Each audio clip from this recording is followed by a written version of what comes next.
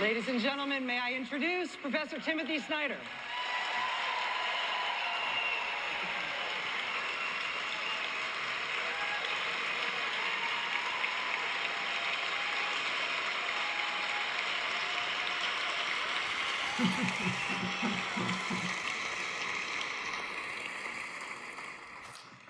Hi, Tim. Hey, Rachel.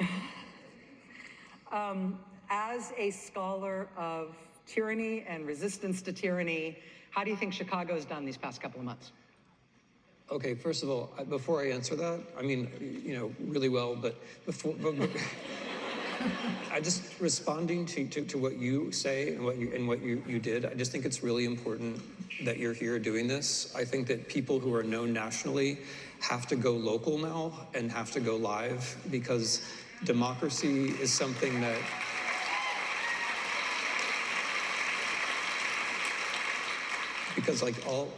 not only all politics is local, all ethics is local, and democracy is something that we have to do together without a net. And so I just wanted to say I'm really glad you're here and we're doing this and we're doing it live. Yeah. And yeah. There is something that is happening now that is, I think, it's terrible in its impact, but it may be beneficial in terms of training us up to be better at resisting tyranny right now, which is that the Trump administration is trying things in one place and then moving on and trying them in a new place and then moving on and trying them in a new place. And they are serially trying to do the same sort of tactics, trying to create the same kind of spectacle and hurt people in the same way. But I feel like we are watching cities, we're watching the cities that are being attacked, the communities that are being attacked, learn from the experience of the cities who went before them. And so I feel like they're training us to get better at neutralizing what they're trying to do. Am I fantasizing about that, or is that real?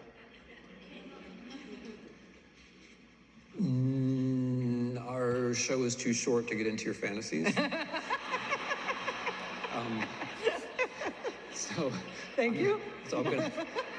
So no, I think you're exactly right. So number one, it's one thing for these actions to be unpopular in the sense of opinion poll unpopular, but it's another thing for people to feel the distaste. And you feel the distaste when you notice it in your own community and you act and you're physically around it, and then you communicate it to other people. And so there's a different kind of unpopularity which goes deeper, right? When people organize and help others to organize. The second thing about this is the networking. Everything bad that happens is the chance to build the new tactics and the new networks. And the network that you build for one, sorry, that was just a comma. The network you build for one thing, you then can use for the next thing. And so this is training us, this is preparing us, it's teaching us that we're capable and that we can be creative. Is there anything that you've seen in the past 10 months in terms of the way the American people have responded to what Trump's doing and to the sort of attempted strongman overthrow of our country? Is there anything that we've done that we should cast aside, that we tried it, thought it might be a good idea, not working, bad tactic, shouldn't use that, it was counterproductive? I mean, in the real world, no, and not in the real world. I think the main thing that we do wrong is that we underplay the physical world. In your opening remarks, everything you talked about had something to do with the physical world. Yeah. Right. And the trick with the internet, we all live with it. We all have to live with it. We have to turn it to our own purposes. And the thing that we do wrong as a people is that we spend too much time on the social media and we don't treat it as an instrument. Right? In times like these, you have to use it as a tool. It's there to get you and other people to do things in the real world. And so when you're on the internet, you have to ask yourself, am I using this to get myself or other people to do something in the physical world? Am I using this to bring people together physically? Because if you're not, then you probably shouldn't be doing it. And so the physical stuff has pretty much all been good. but we've been too slow. Like, as a people, we've been too slow. We've given them too much time, and I think one of the reasons we've given them too much time is this.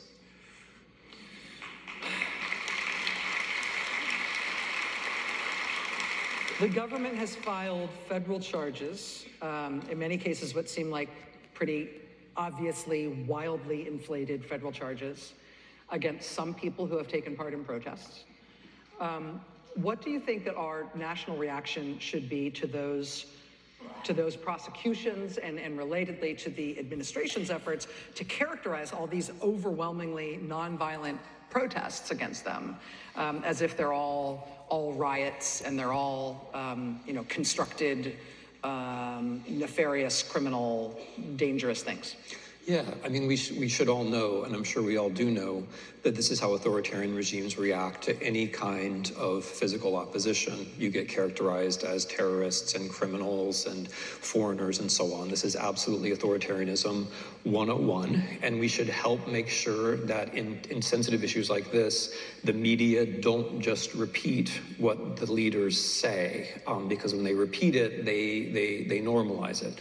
A second thing is to make sure that we have the positive language on our side, that we recollect that not only in this country, but pretty much everywhere, there isn't progress towards these things that we like to call freedom and justice and democracy without some friction. It just never happened. Like, from every moment, your preferred moment in American history, whatever it is, the women's suffrage movement, the civil rights movement, whatever it is, there's friction. There is always friction. And so we have to have the positive language. The third thing is we have to help people be heroes. Nobody's a hero on their own. Like, somebody does a little courageous thing, but the people who make them heroes are the ones who donate their legal defense, or the ones who write the articles about them, the ones who celebrate those little acts of courage. That is on us to do, because you mentioned a number of people, but there are more people who could be mentioned, right? And we need to prop them up. And the final thing, I think, legally, and I'm just talking to all you lawyers out there because this is Chicago, and like a lot of you are going to be lawyers,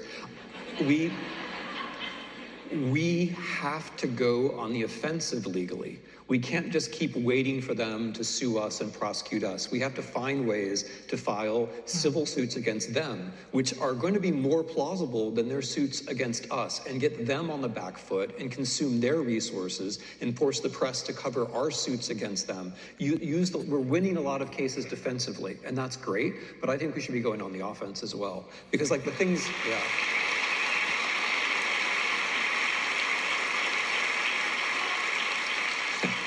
We are a legalistic people. Yeah, but like, all these wrongs that are done to people, all these violations of dignity and habeas corpus, like, those things are actionable, and I think we should find ways to take action. Okay. And if anybody's wondering why Trump went after fancy law firms, it was in part to try to, I think, neuter that as a tactic of those who are opposed to him. Yeah. I mean, one of the ways that works I spent, before I was ever in the media, I worked for the ACLU National Prison Project, where we litigated and advocated for prison conditions, improvements in this country. And what we did, we were the ACLU National Prison Project. We were like, we're the ACLU, that's a big deal. We couldn't have taken one step forward on anything we did without the pro bono program of some rich law firm somewhere providing us tons of legal hours to get these things done. And that was working with some of the best lawyers in the country in-house. And that's true of all forms of civil justice and social justice and civil rights litigation. Even when it is civil cases, you need lawyers and law firms that have time on their hands to help. It's not something that you can cobble together yourself. And that's why I think he targeted the richest law firms in the country to try to neuter them, which leads me to my next question. I feel like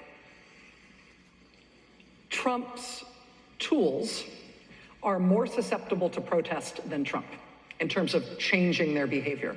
So if there's 7 million people protesting on No King's Day against Trump, he decides he's not going to watch TV that day, or whatever it is. He decides that this is not happening. They're all paid protesters. They're all members of the Soros family, or whatever he has to call himself. I don't feel like he's going to move himself because he's, like, distressed by the disagreement of his people. That said, if you get a significantly smaller portion of those people saying, I am no longer going to use an AT&T cell phone plan as long as AT&T has a contract with ICE and Border Patrol, even a much smaller, more targeted protest with a public-facing entity like that can be quite instrumental, whether it's AT&T or whether it is those law firms, or whether it is universities that are caving, or whether it is Disney and ABC, or whether it is Home Depot and their parking lots, or any of these other entities where they're allowing themselves to be used, or they're eager to be used. I see tactically, Tim, how protests targeting those types of tools of Trump would work, and yet I also worry about the fragmentation of the message and the fragmentation of tactics into having too many different targets. I think the important thing is to pick a target that you care about. So there are going to be different levels of organization. So like the No Kings protest, for example, those are going to keep coming, and those are going to be national as well as local, and those are moments where everyone can focus on a whole bunch of causes at the same time. But the way that you gear up for those things is you pick your target. So I actually don't think you can go too small. I think what you're talking about is actually a source of hope rather than a source of concern. Because it's the local protest against this or the state level protest against that, which people actually care about, right? Like you were naming your targets and then people were spontaneously saying what their target's going to be. Okay, do it, right? You're doing it if you mention it, right? So I think that's actually quite good. And I'm not worried about the fragmentation. I'm worried about the practice, because if you practice on any of these targets, you're preparing yourself for the next thing.